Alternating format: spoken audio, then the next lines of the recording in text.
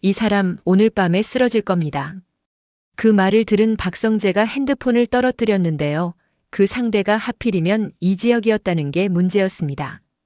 박성재는 귤 상자를 들고 이지혁의 집 앞에 섰습니다. 손에 들린 귤은 핑계였고 발걸음은 사실상 마지막 확인이었죠. 이지혁이 자기 앞에서 웃으며 지나가는 길이라고 말하던 순간부터 박성재는 이미 알고 있었습니다. 이지혁이 무언가를 숨기고 있다는 걸요. 숨기는 수준이 아니라 이지혁 인생 전체가 비밀 위에 올라가 있다는 걸요. 문이 열리자 김다정이 먼저 반겼습니다. 성재야, 내가 웬일이니? 이상철도 고개를 끄덕였고요.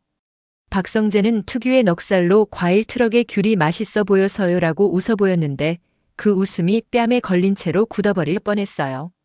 이수빈이 계단 위에서 내려오다가 딱 걸렸거든요. 이수빈은 눈을 반짝이며 오빠 왔구나. 나도 있으면 안 돼? 하고 들이밀었고 박성재는 애써 냉정한 척 제가 왜 수빈이 때문에 와요라고 받아쳤습니다.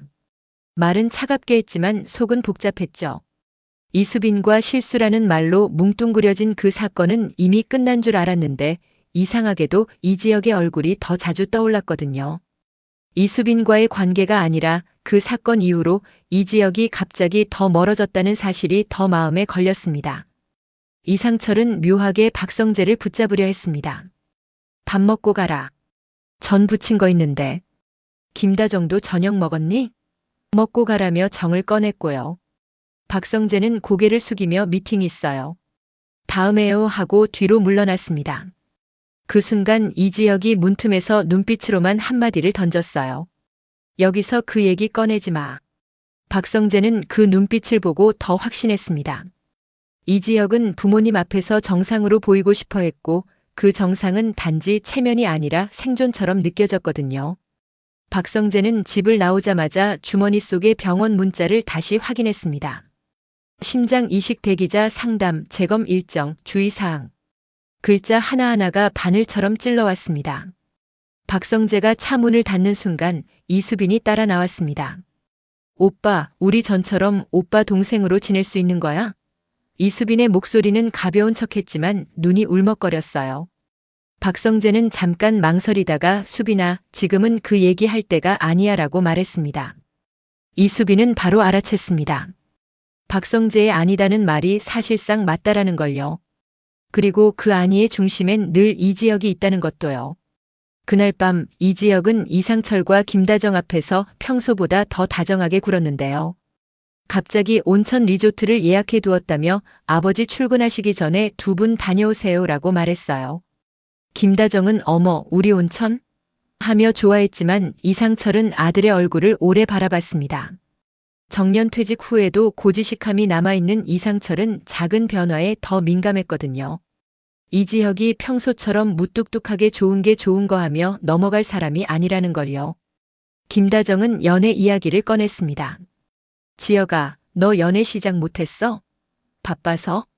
이지혁은 웃으며 바빠서요라고 답했지만 그 웃음 끝이 유난히 마른 느낌이었어요. 이상철이 조용히 말을 보탰습니다. 사람은 누구나 의지할 사람이 필요하다. 너도 내가 든든한 모습 좀 보여라. 이지혁은 순간 표정이 흔들렸습니다. 의지할 사람이 필요하다는 말이 마치 곧 혼자가 될 것이라는 예고처럼 들렸거든요. 김다정은 더 파고들었습니다. 그 카페 매니저 지은호 그 아가씨. 나도 살짝 만나보면 안 될까? 회사 구경도 할 겸. 이지혁은 반사적으로 안 돼요라고 잘라 말했어요. 말이 너무 빠르게 튀어나온 걸 본인도 알아차렸는지 이지혁은 곧 요즘 회사 일에 너무 미쳐 있어서요. 괜히 사람들 불편하게 만들기 싫어요라며 핑계를 덧붙였습니다. 하지만 이상철은 그날 밤 처음으로 아들을 의심했습니다. 회사 때문이 아니라 다른 이유가 있구나. 이상철은 아들이 숨기는 걸 싫어하는 사람이었습니다. 힘든 형편에서도 정직함 하나로 버티며 살아온 사람인데 아들이 가족을 속인다면 그건 단순한 비밀이 아니라 신념의 배신처럼 느껴졌죠. 다음 날 지은호는 주말인데도 출근했습니다. 카페 매니저이자 인테리어 디자이너인 지은호에게 일이 가장 안전한 피난처였거든요. 요즘 이지혁이 너무 멀어졌고 그 거리의 이유를 알 수 없다는 게 지은호를 미치게 했습니다. 공적으로만 하자는 말이 얼마나 잔인한지 지은호는 이미 온몸으로 느끼고 있었어요. 좋아하는 사람과 같은 공간에서 아무 사이도 아닌 척해야 하는 그 감정이요. 지은호는 엄마 정순이가 싸준 유부초밥을 들고 회사로 갔습니다. 대표님 나오시면 같이 먹으라고 하셨어요 라고 웃으며 건넸는데 이지혁은 시선을 피하며 나 유부초밥 안 좋아해라고 말했습니다. 지은호는 순간 숨이 막혔어요. 예전엔 이지혁이 유부초밥을 싫어한다는 말 같은 걸 한 적이 없었거든요. 지은호는 고개를 들고 차분하게 물었습니다. 선배, 거짓말이죠? 입맛이 변했다고요? 그게 다예요? 이지혁은 단호하게 선을 그었습니다. 내가 요즘 가까웠던 사람들하고 너무 풀어져 있었어. 공사 구분 좀 하려고. 지은호의 마음이 쿵 내려앉았습니다. 공사 구분이라니. 지은호가 느끼는 건 구분이 아니라 삭제였거든요. 지은호는 웃으려 했지만 눈이 먼저 젖었습니다. 그럼 저도 선배 인생에서 정리 대상이에요? 이지혁은 대답을 미뤘고 그 미뤄진 시간만큼 지은호의 상처는 깊어졌습니다. 그 시각 박성재는 이지혁을 끌고 병원 대신 회사 근처 카페로 데려갔습니다. 박성재는 낮은 목소리로 너 부모님은 아셔? 라고 물었고 이지혁은 아니라고 답했습니다. 박성재가 지은호는? 이라 묻자 이지혁은 더 차갑게 말했어요. 지은호한테도 비밀로 해. 그 말이 박성재의 가슴을 세게 치고 지나갔습니다. 박성재는 지은호를 좋아했지만 지금 이 상황에서 지은호에게 사실을 말하는 건 고백처럼 느껴질까봐 두려웠어요.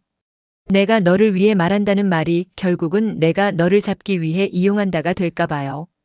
이지혁은 숨을 길게 내쉬었습니다. 성재야, 부모님이 알면 그날부터 지옥이야. 열흘 전에 알면 열흘만큼 지옥. 한 달 전에 알면 한 달만큼 지옥. 난 그걸 못 보겠어. 박성재는 울컥했습니다. 그럼 너는 지옥 아닌데? 이지혁은 씁쓸하게 웃었습니다. 정작 죽는 건 난데. 난 오늘만 살고 싶어. 박성재는 말문이 막혔어요. 이지혁의 비혼주의가 단순한 가치관이 아니라 언젠가 혼자가 되는 걸 이미 연습한 사람의 표정처럼 보였거든요. 이때 고성희는 완전히 다른 전쟁을 시작하고 있었습니다. 고성희는 압구정 아파트와 청담동 빌라를 금매로 내놓았는데 중개인이 말했습니다. 사모님, 추가 근저당이 33억 잡혀 있습니다. 고성희는 순간 귀가 멍해졌어요. 박진석이 자기 통장에 200만 원만 남겨둔 것도 모자라 부동산까지 묶어버렸다는 뜻이었죠. 고성희는 변호사 사무실로 뛰어들어 근저당 해제 안 되나요? 남편이 나 몰래 한 거예요 라고 따졌지만 돌아온 답은 냉정했습니다. 사모님 인감과 도장이 정상적으로 들어간 이상 무효 소송 외엔 어렵습니다. 고성희는 지갑 속 카드까지 막힌 걸 확인하고 그제야 박진석의 방식이 무엇인지 깨달았습니다. 박진석은 고성희를 때리지도 소리치지도 않았어요. 대신 고성희의 발밑에서 돈과 자리와 사람을 하나씩 빼갔습니다. 고성희가 가장 사랑하는 게 힘이라는 걸 알고 있으니까요. 그리고 힘의 실체는 결국 통제 가능한 자원이라는 것도요. 그날 고성희는 재단 이사장 직무 해제 통보까지 받습니다. 회장실로 들어가며 고성희는 속으로 이를 갈았어요. 박진석, 당신은 나를 호텔에서 사흘 버티는 사람으로 만들고 싶겠지. 그런데 난 그 사흘 안에 당신 목을 잡을 거야. 고성희는 박진석 앞에서 이혼해요라고 던졌지만 박진석은 웃으며 이혼 안 한다고 잘라 말했습니다. 고성희는 그 웃음이 더 잔인하다는 걸 알았어요. 이혼이라는 출구마저 박진석이 잠가버리면 고성희는 나갈 문이 아니라 숨 쉴 구멍부터 찾아야 했거든요. 숨 쉴 구멍은 의외의 곳에서 열렸습니다. 박영나였습니다. 박영나는 대학원생이자 화가였고 우아하고 조신한 겉모습 뒤에 늘 갇힌 사람이었습니다. 고성희는 딸을 애지중지 키워왔다고 말하지만 사실 박영나의 삶은 보호라는 이름의 감옥이었죠. 박영나는 어머니 고성희가 전화로 누군가를 다그치는 소리를 들으며 붓을 멈췄습니다. 진행비가 안 들어가면 철수한다고. 그럼 더 큰 돈 주면 되잖아. 그 말이 박영나의 마음을 차갑게 만들었어요.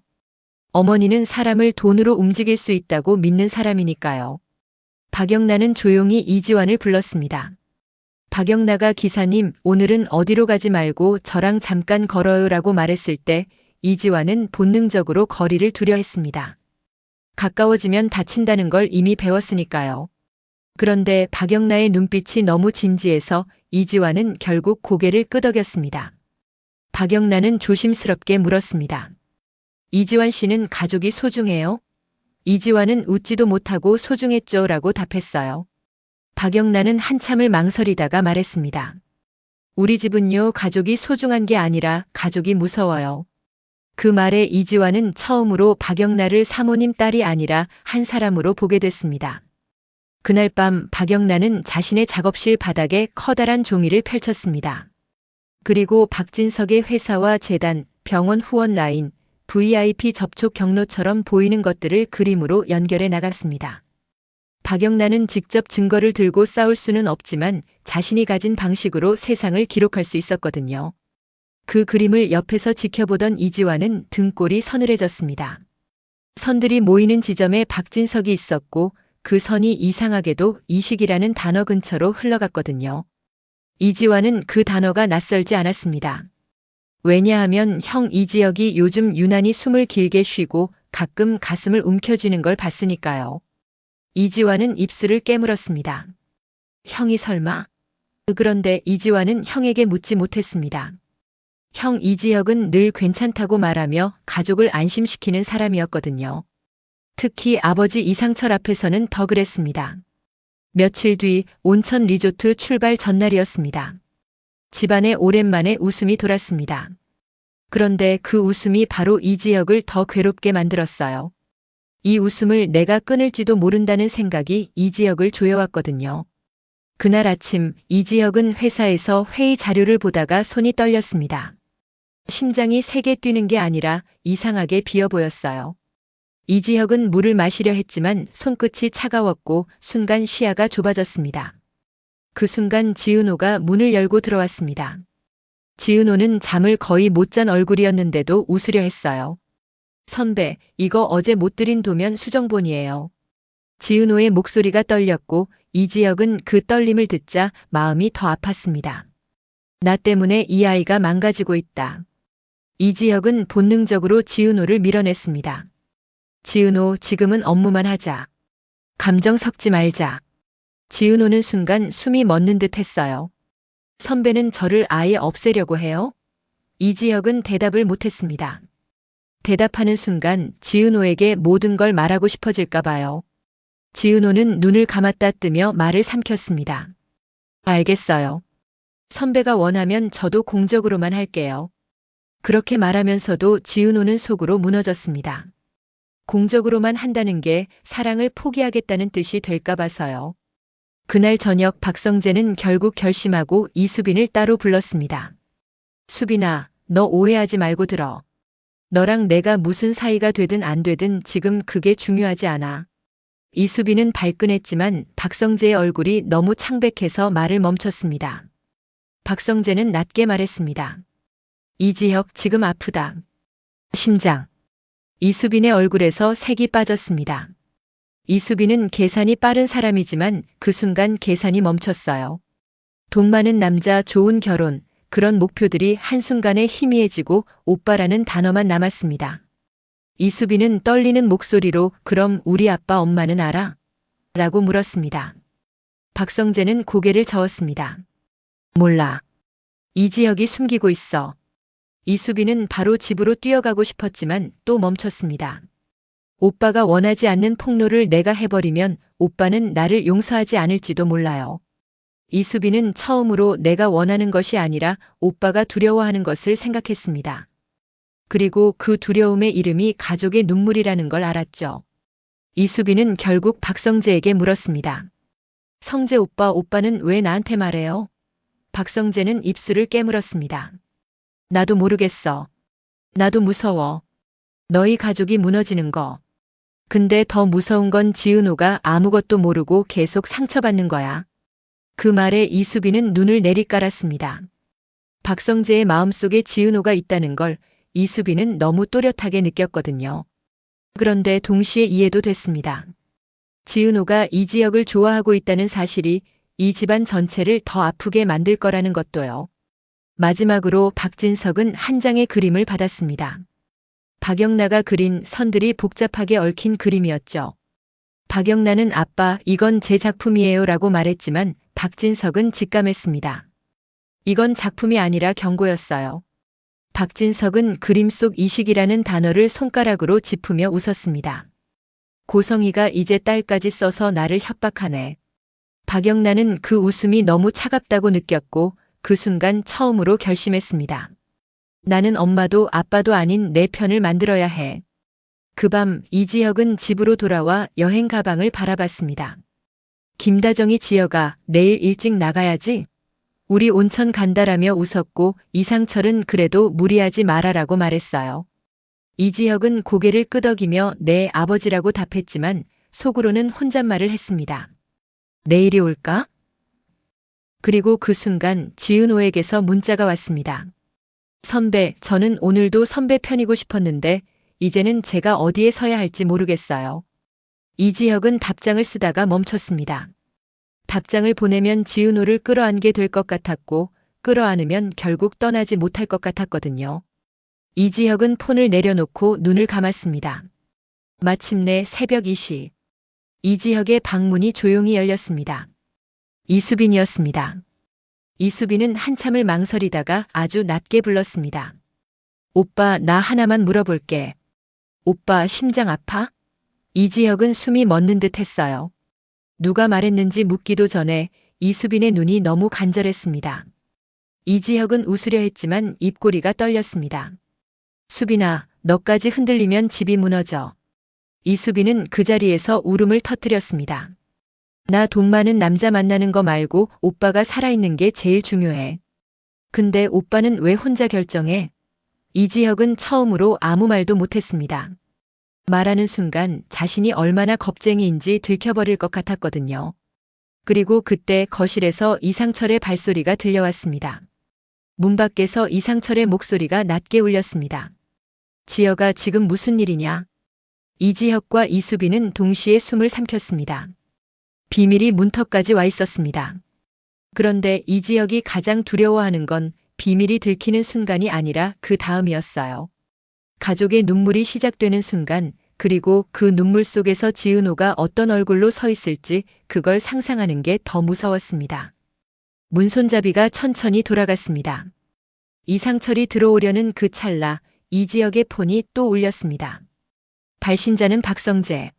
메시지는 단 한 줄이었습니다. 지혁아, 병원에서 연락 왔어. 오늘 밤이 고비래. 이지혁은 화면을 바라보며 손끝이 얼어붙었고요. 이수빈은 그 문장을 읽는 순간 울음이 멎고 대신 분노가 올라왔습니다. 왜 다들 오빠를 이렇게까지 몰아? 그때 문이 열리며 이상철이 들어왔습니다. 이상철은 두 사람의 얼굴을 번갈아 보다가 이지혁의 폰을 힐끗 봤습니다. 이상철의 눈빛이 변하는 속도가 너무 빨랐어요. 평생 가족을 지키겠다고 버텨온 사람이 이제는 무엇을 지켜야 하는지 몰라 흔들리는 눈빛이었거든요. 이지혁은 겨우 말을 꺼냈습니다. 아버지, 아직은. 그런데 말이 끝나기도 전에 이지혁의 숨이 갑자기 짧아졌습니다. 가슴을 쥔 손이 미세하게 떨렸고 이수빈이 오빠 하고 달려들었어요. 이상철은 한 발짝도 못 움직인 채 입술만 떨었습니다. 그 순간 이상철 머릿속엔 단 하나의 생각만 지나갔습니다. 내가 지금까지 믿고 살던 정직함이 내 아들을 살려줄 수 있나? 그리고 같은 시각 고성이는 박영나의 그림 파일을 다른 폴더로 옮기며 혼잣말을 했습니다. 이건 미끼야. 진짜 칼은 따로 있지.